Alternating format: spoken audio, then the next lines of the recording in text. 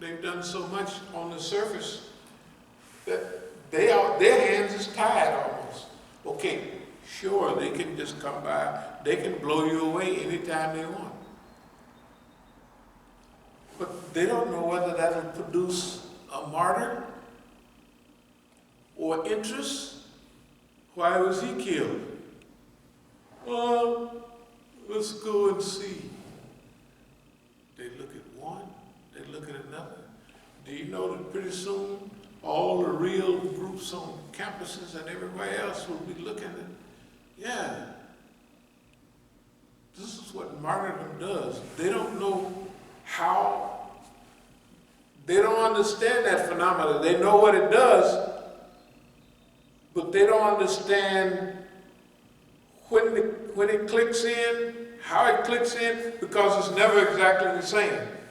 The only thing that's the same is martyrdom produces so-called heroes.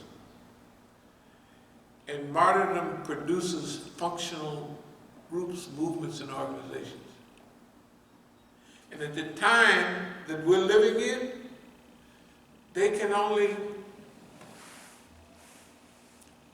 cutting this thing so close that it ain't. Have you ever looked at the society? They're cutting it too close. They're not leaving any room for play or anything. They're in bad shape. They just don't know it. But that's the key to arrogance and ignorance. Arrogance, fine. Ignorance is even better. You thank God for an ignorant oppressor. That's hadith. Yeah, an ignorant oppressor. The evil of a knowledgeable man is way worse than the evil of an ignorant man, right? This is also hadith. Because a skillful man, a Muawiyah type, is going to do a whole lot of damage because he's skillful. Oh, I just wanted to Imam Hussein, and Imam's, not Imam Hussein, but the fourth caliph. Ali. No, the fourth, third Uthman. Oh, I just want to not cause any whole lot of trouble, but I am the ruler of Syria, which is technically, it's like the caliphate is in New Mexico somewhere. And Muawiyah is either in California or New York somewhere. He's running that whole area. So that's the way it was. And he had the skill. But his son was a buffoon. Yazid was a buffoon. The evil of Muawiyah is way worse than, although Yazid had Imam Hussein murdered, but Imam Hussein is a lifelong historical, he's the king of the martyrs. They remember Hussein every year. They have people, good God Almighty. I forget the last numbers that they, for Arbain. I know one time it was 25 million. Some people said it wasn't quite that many. I said, let's call it 10 million then. 10 million. You see 10 million yourself. 2 or 3 million people go to Hajj. Can you imagine the unity that produces? That's why the Shias are making so much progress under so many problems. Because, number one, if you leave them alone, they'll be scared like everybody else. But if you keep scratching them, they're going to hit blood in a minute. And when they hit blood, all of that, remember, everything is gone. And they have Najaf and they have Karbala. When they was fighting at the top in Iran, what did they have a saying? The world has become Karbala and every day is Ashura. That's when they was throwing down. You'd be proud of them. Hey man, I know I was. There was a certain time when there was just pure blood. You know the fountains in Iran? They didn't have water. They had Kool-Aid that was red, just like blood. Let's see, that Imam Hussein is alive. And so are all of the other imams, in their memories and their ceremonies. So they don't want to create, now I'm not bragging, but if you wanted a hero, who's a better hero than the Negro? Just think about it, right? Think of the story, think about it. Came up through the prison system, all his friends, mostly George Jackson, Soledad Brothers, Fleeta Drungle, W.L. Nolan, all of them killed or died of something or other, right?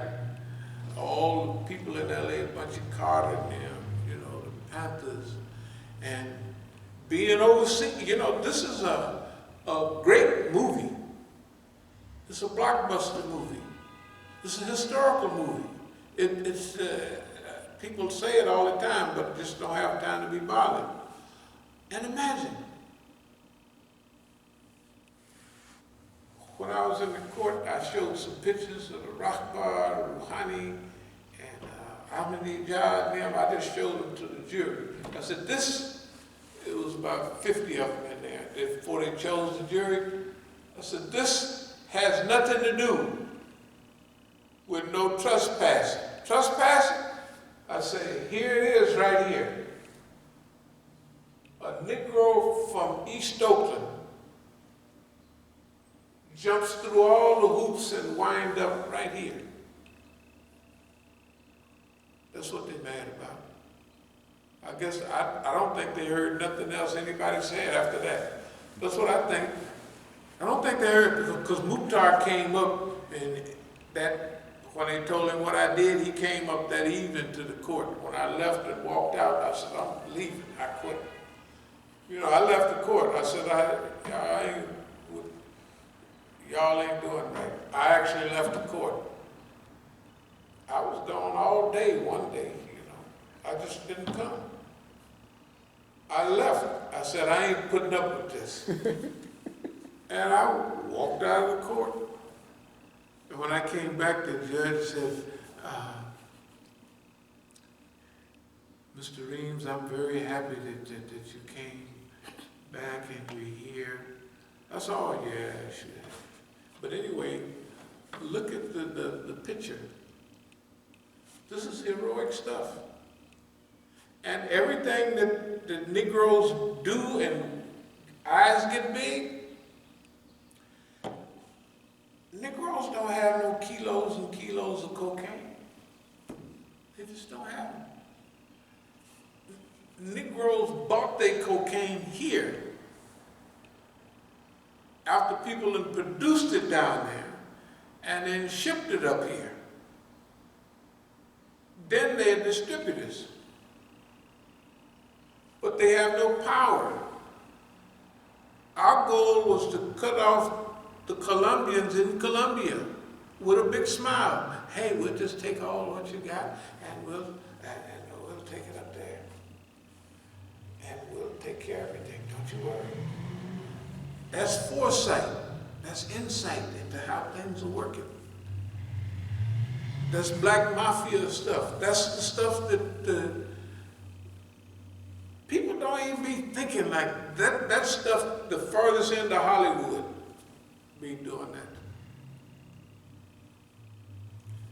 And that's the history of our life. And then 40 years of survival, they just didn't expect it to happen. They did not expect, the system did not expect us to be here in this way at this time. They didn't have nothing on the board of their charts. Maybe they start feeding a little here, feeding a little there in the last decade or so or less. But they never expected us to be here. And we're in the driver's seat. You can't forget that. Oh, they do this, they do that, but we're in the driver's seat. Anytime people cannot make you do anything, you're in the driver's seat. I was even talking about, because I remember when you came to the hospital, you remember you was looking at my head, all these things. What I was thinking was, because we talked about it later, it don't matter what they done put up there. It don't matter if they can read your mind, but they can't make you do nothing. That's why we talk about ethics all the time. And we said our thing is ethics, akhlaq. If anything start happening outside of ethics, we're going to shut down for a minute and get a scrubber, tell them to take this thing apart and just scrub it out, whatever it is. Because we're not doing, see, that's how we know. They can read it. I was listening to a thing yesterday about your brain sends messages to your voice, so people that have lost their voice, they read their mind with a computer. And then they send the message to the voice, and the people can speak, and they say it's a little bit, a few words here and there. So all the stuff like that, if they talking about it on the radio, that means they've been had all that stuff. They've been had all that salt stuff in a long time. It's just normal. We know that when we see it. That, oh yeah, they got that. But they cannot make you do anything. They can present all kind of pictures and this, that, and other, but they can't force you to do things if we have strong morality. Remember we used to talk about science fiction management? This is the day of science. This is, we might have postponed it for a while. It just may be that we needed this to verify that. All the stuff we got now, this is what they do, 1, 2, 3, 4, 5. Therefore, this is what you can see. Now, this is the other stuff that they're doing. I think we got a great mission here. But anyway, so Oakland will have a 10-point clarification plan every Sunday. We'll do, this is after a short period. We're just going to reoccupy the Masjid in 2 or 3 weeks. After that, we'll have a little suspended thing. And then we'll start back by having Sunday programs and feeding programs. That's what we'll do. Okay.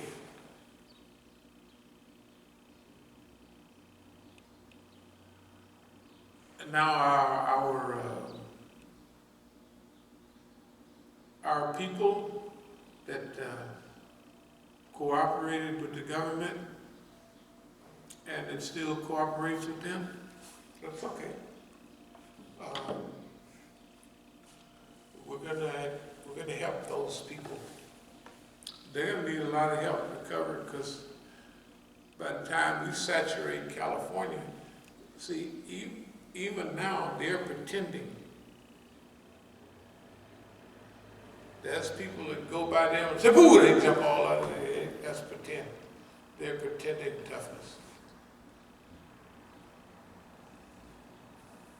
And they don't know who our friends are. Because we've been knowing for the last 35 years that everybody, if all the people go around Iranians, it's funny. Most of my old friends in Oakland have joined up with Boss Man. I won't say all, but most. Then we had to know what we was in for, wherever we would go, and we could use it for our benefit. Okay. One day we will outreach. Let's see what else we got. We'll move toward a close. We talked about invading. Just take the physical invasion mind out of it. When we talk about simple things like fires, flyers, and programs and all that, those are part of the invasion. That's part of the invasion. Could that mean that we're here now planning, as you can see, planning the invasion for them? There's another thing that we talked a little bit, some of us yesterday, about ethics. Ethics is something that they don't have, or they don't use. So whatever your enemy has as a deficit, that's what you use. It don't make no difference how much sense it makes. If he don't have ethics, then that's your handle on success. Ethics. If you use those things that Allah give you, it's so powerful and so widespread that imagine a Negro here see people using ethics. Imagine the response of people already when a certain things has happened to us, but we didn't use superior ethics. Now remember, Martin Luther King's idea was he was going to make the white man's consciousness. He was going to have the white man beat him upside the head and his people until the white man comes around and has a conscience. Well, those people down in Dixie did not come around, but the rest of the world did. That they outnumbered the Dixie folks. Yeah, the rest of the world. Martin Luther King was all over the world. Malcolm X, I went to the University of San Marcos in Lima, Peru, me and a white boy from Canada. So I was down there doing wrong, so I wasn't going to just act up too much. The oldest university in this hemisphere is the University of San Marcos down in Lima, Peru. They opened it up in the 1500s or something like that. So the people was asking us questions, the students, you know how students are, some of them spoke English, so they asked them, well, what are the changes in America, So I'm down there selling dope. I ain't gonna say death to America and all of that, right? So we say, no, there are great changes taking place in America. This is in the 70s, and da-da-da-da-da. One of the guys walked out of it, and with perfect English, he said, but are those changes in line with the ideas and theories of Malcolm X? I said, absolutely not. There ain't nothing happening. This is what Malcolm was talking about. He was just calling me out. He was just saying, because I'm just, you know, I'm there now not to make a rebellion. I'm there to, you know, get connections and do all the stuff that I want to do. I don't need no attention. So if I'm an American, the American's going to have stooges and agents there anyway. That's what the brother told me. That must have been in the early 71 or something like that, 72. Malcolm X, when I went to, when I was in Tanzania, I stayed in a hotel near the clock tower. The clock tower used to be a famous, not monument, but a place where you know, line up things and you get yourself together. So this was probably a good 5 years, 6 years after Malcolm been martyred. And the brother that's working there says, do you know Malcolm X stayed here, and everywhere I would go, that's what I would hear. Malcolm was here. Malcolm stepped here. We just didn't take advantage of Malcolm's martyrdom, that's all. The poet said, niggas are scared of revolution. Yeah, which was true at that time. It's not that they were scared, they didn't have time. Imagine all this, how fast, it wasn't protracted. Now, that's the difference. We have we have survived a protracted struggle. We are in better shape than the people in King's time and Malcolm's time. Because as soon as they popped up, did anybody see that movie, Black Panther? They got J. Edgar Hoover in there saying about King. Well, that's the last Messiah they have. In other words, anybody pop up, it's going to be our folks. That's the way he felt about it. You know what? That's when you look in the scape around the landscape, it looks like the old sissy might have had a point, right? Who was out there? Of course, us. We're in a great time. I'm gonna move toward a close. We have, I would say, the greatest opportunity. That means right here. Those of us right here, we have the opportunity to influence world change right here.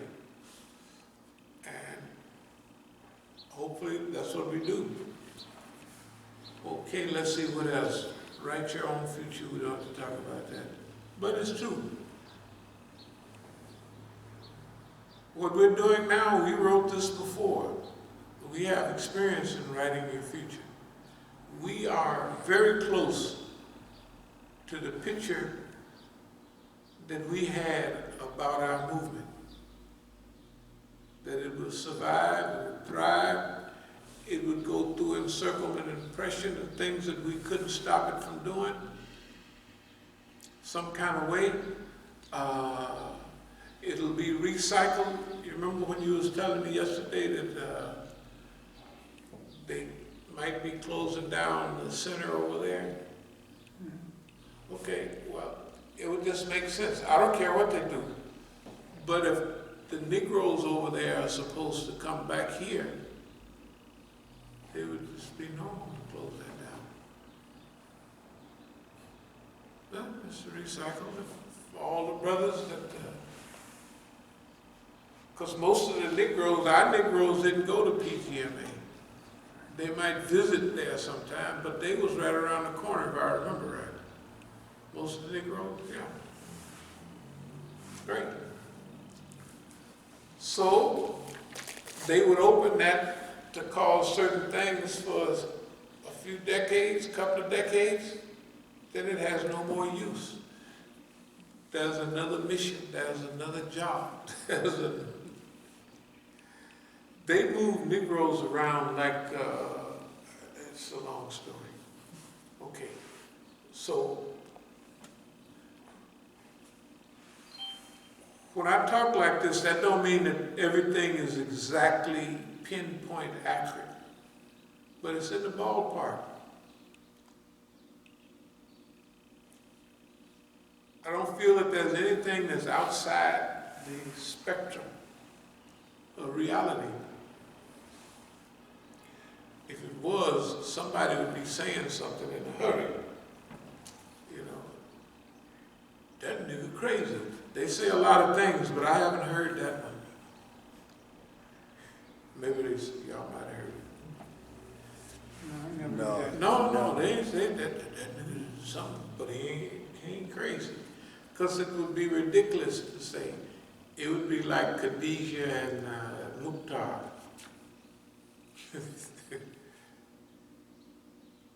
The stuff that they pick up. You know, no, just in case anybody's wondering, I almost have to, I owe them a chance to become human beings. Because they don't know nothing about what human beings, you know, just to assault a senior citizen, you're not there sitting down or nothing like that. But what kind of buffoons would do that? What kind of buffoons would do that for no reason at all? And they're wrong about everything, right? You know, we put the word, people always, yeah, well, you know, I'd be glad to get it. No, we don't do that. That's not only the agents say that would take care of whatever you want, but people who are non-agents say it. Do you know that I was raised in the prison system in California? You know, the biggest prison system in the United States is California. And those people that haven't died, we grew up together as little kids. Little kids, we grew up with. And I got a big blessing. Because most of my friends that got killed, in those days, they got killed when we were still very young. You know, when you have little kiddie ideals, like you don't tell on people, you don't do, like the kids used to be here at the school. I would tell Fatima and Sakina, y'all gotta keep an eye on them. They wouldn't tell on the kids because there's a code of ethics that they have. They just won't tell. I'm their daddy. Do you know how much money it costs me if they do that? Don't make no difference.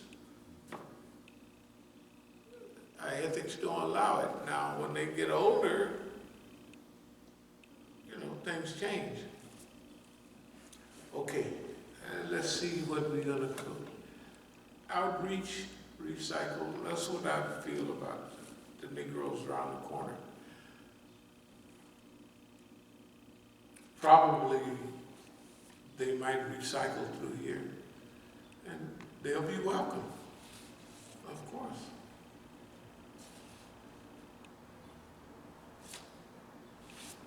Okay, are there any questions or any comments? When we go to Oakland, we're gonna, with Allah's help,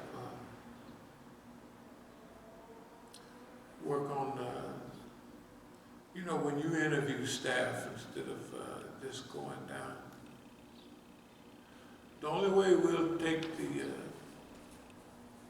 government lawyers that's been called, we pay $44 a week for, if they say exactly what we want them to say and they do exactly what, if they start at $40 million and do the bank, it's a phone show. That means that, because the government want to get us out of their hair now. You know, something is wrong for them to come by here. Now, the first time I went down there and talked to them. But this time, they came here. And they didn't make no sense at all. The reason they came didn't make sense. The stated reason for them coming didn't make no sense. The outcome didn't make no sense. But it don't make no difference. That's the beauty of what we're doing. We don't technically care what they got in mind. We're not going to violate the moral and ethics. We have a moral imagination. We're going to keep it. Okay. Anytime anything interferes with that, we're going to know ourselves that's not ethical and that's not moral. And that's when we take back hold of this. Pull back for a minute and let's look at this. So as long as that don't happen, it don't make no difference what they want to do, what they're trying to do. So far, it ain't working. Okay, are there any questions or any comments? No questions, no comments, no clarification. Okay, I'll go out in the car in a little while. And I got some of these made up. I just got a few hundred of them made up. Nice program, front and back, for next week. Pre-Ramadan program. We can see where we'll be able to go. And actually, we could do it now. Or we could turn that off if you like. Yeah. Or you could leave it alone, it's up to you.